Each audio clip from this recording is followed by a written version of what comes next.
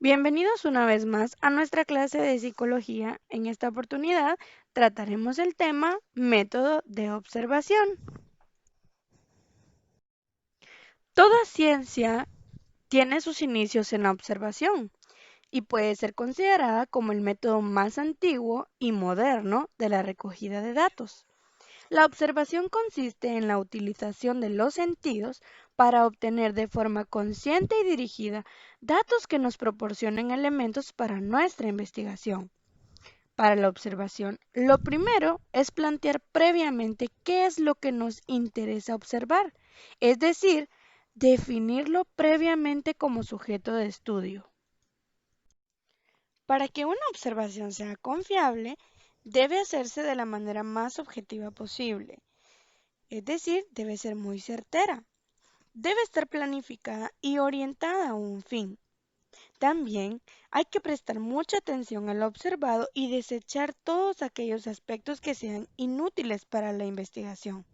Y la observación debe ser comprobable.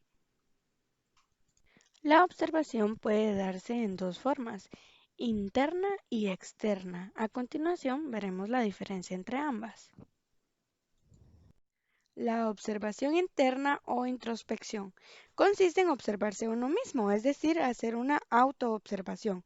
Este fue un método que sirvió de base a los variados pensamientos que originaron estudios en la psicología. La observación externa o extrospección consiste en observar el comportamiento de una persona o de un grupo, la forma en que reacciona al ambiente exterior o a los estímulos que provienen de la sociedad. Existen algunas modalidades o variantes de este método.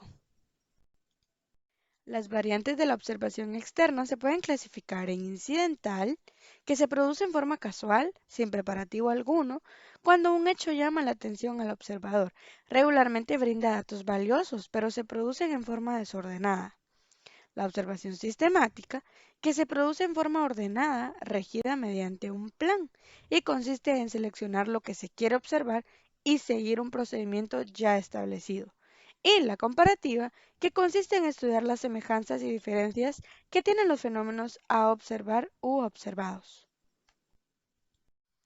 Ahora veremos cuáles son las fases de un proceso de investigación a través del método de observación. En primer lugar, contamos con la fase de planificación.